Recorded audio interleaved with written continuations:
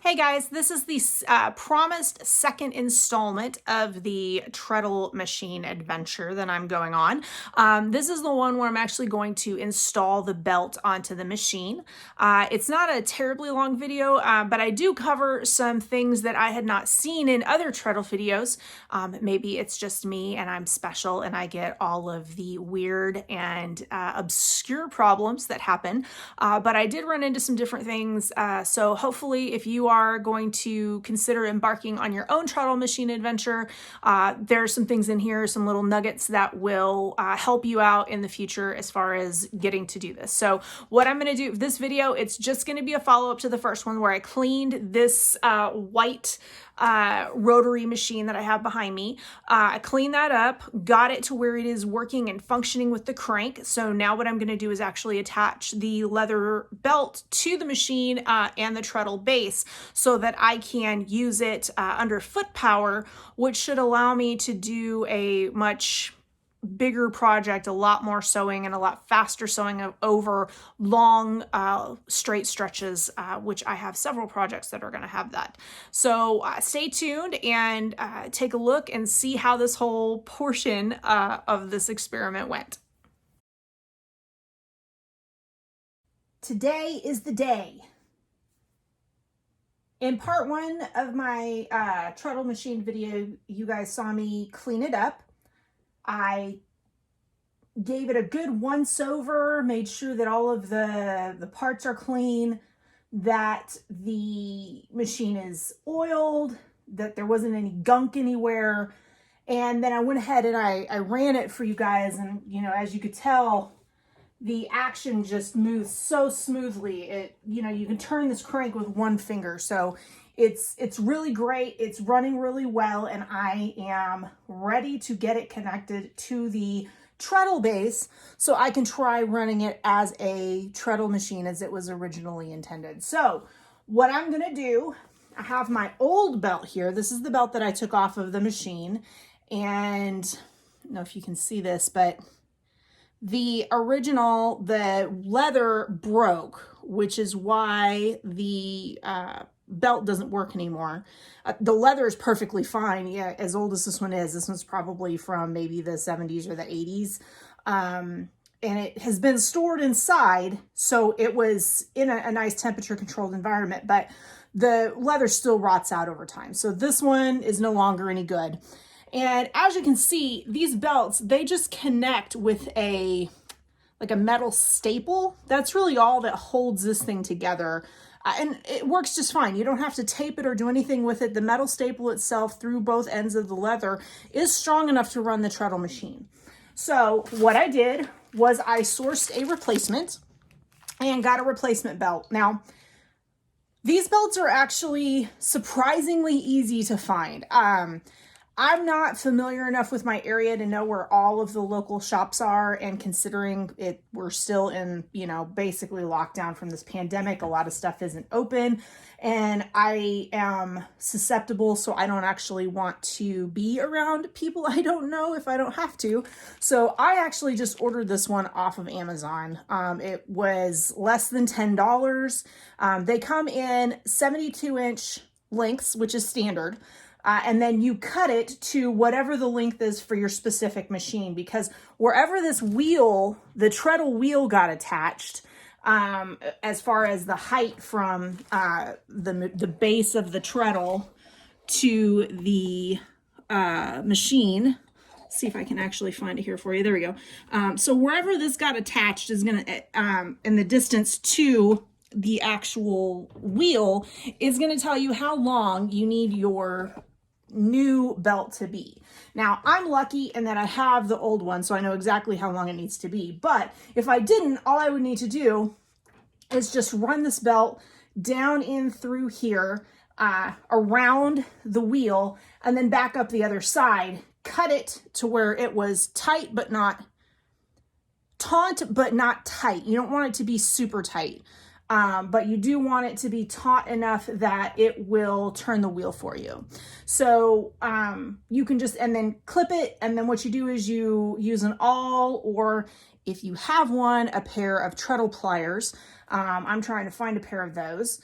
You can use a pair of treadle pliers, which actually kind of sets the hole for you. It's like a very fancy set of pliers that will both cut the leather and punch a hole through at a different junction on the pliers. So it's really nice. But if you don't have that, you can just use an awl, which is what I'm going to be doing, and a pair of scissors to cut it and then set it to the new belt. So we'll go ahead and get this connected, and then I will be able to test out running the treadle. So let's see how this goes.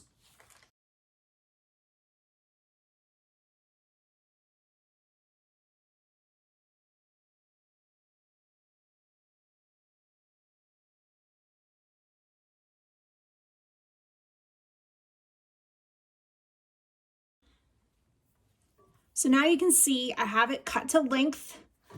It does turn, so we're doing good there.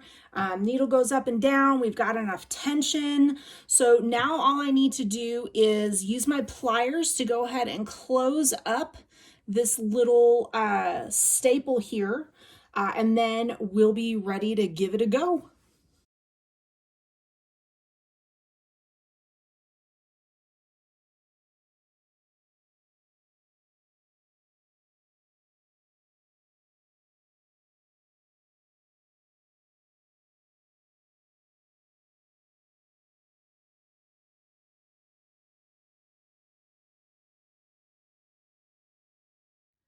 All right, so here's another view. You can see the new join that I have is right here in the belt. We've got it connected from the wheel on the treadle up through the machine cabinet and up to the sewing machine. So it's now on, and you can see when I crank the wheel that we do go up and down.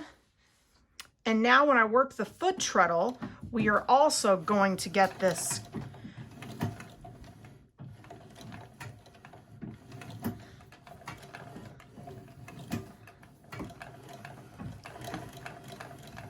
and there we go. Takes a minute to get used to which way this one runs, but we do have up and down now with a motion. Let me go find some fabric and I will show you guys how this is running with fabric in it. So my treadle belt kept slipping off the wheel on the bottom, and that lets me know that I didn't get it quite tight enough. So I've gone back and I've cut a little piece off of my treadle belt with the hole in it, and I'm going to go for round 2 and see if we can keep the treadle belt from slipping. So we'll try this again. So we've hit a bit of a snag. This white rotary machine, although it fits in this base, was not designed for this base, even though it's a white base. But there's a problem. The belt keeps coming off track on the treadle wheel down below, and it's only coming off track on the back side of the wheel. So what I've figured out is that there is a kind of weird little tension bar that's in here in this machine. And this side doesn't have anything else except that little weird tension bar, which is fine. If I put it to the outside of that bar, everything works handy dandy. On this back side, however, there's this weird stationary loop. And the loop is too far to the back for the wheel underneath. And what happens is that being back here, it's pulling the belt off of the track of the wheel underneath. So what I'm going to do now is I'm going to figure out how I can get rid of this piece to test out using just this tension bar against the belt on both sides, and get rid of this and see if by removing this I fix my problem. I tried going to the outside of it.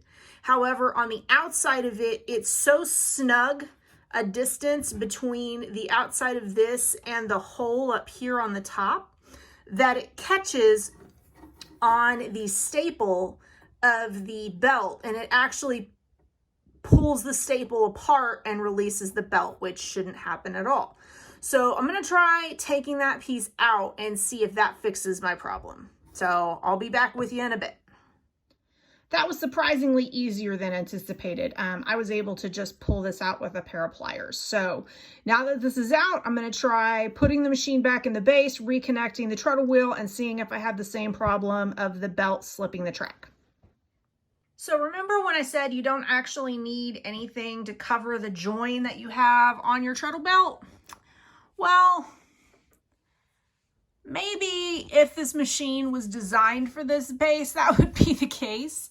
But that is actually not the case, no. What I did, problem I kept running into was that even after the removal of our little C-clamp piece, the join was actually catching on the tension bar that is spring-loaded underneath the wheel here, under the machine. There's this little tension bar with a spring on it that the treadle belt rests against, and it helps to put the belt in the correct place for the flywheel below it. So in order for this to line up with the top up here, that little tension bar kind of takes care of that. It makes sure that the belt goes down into the right place. However, because there is a gap, and an unavoidable gap between these two pieces of leather, I got them as close as I possibly could.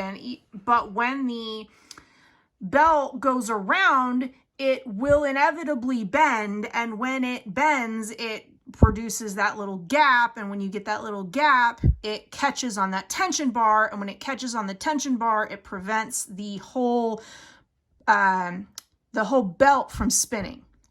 So I can hand crank it, but the belt just sits there. It doesn't spin. In order for it to actually work with the foot treadle, what I did was I went in with some handy dandy plain old plumber's tape and wrapped a piece of plumber's tape around a couple times so that it is smooth and the join doesn't split as badly. And I've run it across a couple of times now, and that seems to have done the trick. So now the wheel actually moves with the treadle base. So we're doing good there.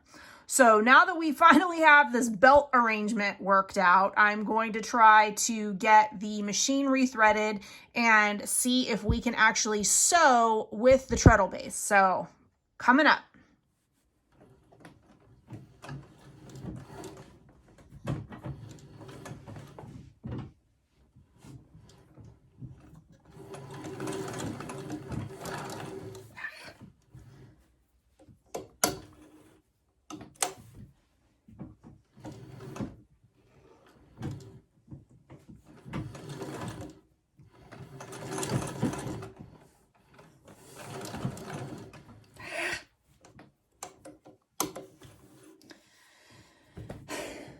So sewing with a treadle machine takes a certain amount of coordination that I have not learned yet.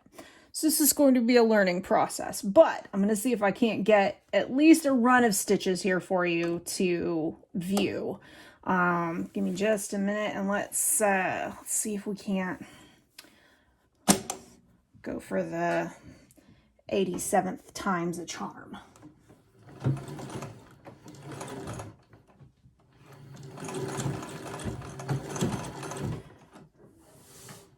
All right.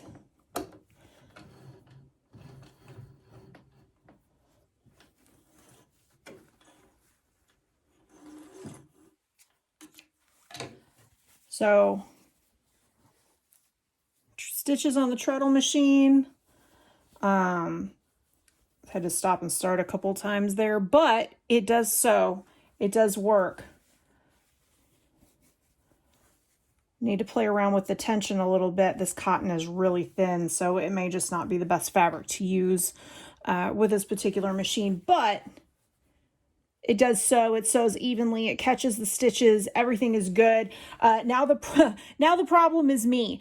I have to learn how to actually use this thing. So I'm going to practice for a while and see if I can come back in another video for you guys that shows me actually sewing a garment on it once I've figured out the timing and how all of this works. I think I'm going to need to just sit down with some scrap fabric and run straight lines for the next, I don't know, 3 or 4 days and see if I can't figure this out. So let's wrap up. What I've learned is that this machine is really fun. I really enjoy messing around with it, playing with it, and I know I'm going to enjoy sewing with it. It is going to require a lot more work just getting the timing and how this particular treadle moves up and down and how that corresponds to the timing of the rotation of the crank, which is actually what's causing the needle to go up and down. I have to figure out that timing and how that is going to, you know, correspond to my foot movement on the treadle. So that is interesting. I was expecting it to be a lot easier than it is. I don't know why I was expecting this to be some simple thing. It's totally not. This is going to require a lot of effort on my part to figure out the timing. So I'm going to spend this weekend of the new year. What better time to learn something new? I'm going to spend this weekend really going over and figuring out how exactly I need to operate the foot pedal and the treadle so that I can actually start to sew something. I'd really like to get into a project next week. I've got several vintage patterns that I'm kind of itching to get to use. So I'm going to take a look and see what I've got. I'm going to work on this weekend, and then hopefully we will get all of this wrapped up and ready to go. Thank you guys so much for your interest in my treadle machine adventures, and hopefully you'll get to see me actually using it to make some clothes very soon. If you like everything that you've seen here as far as content, please go ahead and click the subscribe button, and you can always check out my website, medusatradingcompany.com, and see what kind, where I'm going to be as far as festivals, with everything still shut down. Of course, there aren't any festivals right now, but hopefully we're going to get out of this now that vaccines have been released and things are moving along. Hopefully we will actually get to see some return to normalcy in this new year, 2021. And you'll get to see me out at some different events where I'll have things that I've made, as well as jewelry that I've made and different things that I've found vintage and antique along the way that I sell for my shop. So again, thank you guys so much for joining me. I'll see you next time.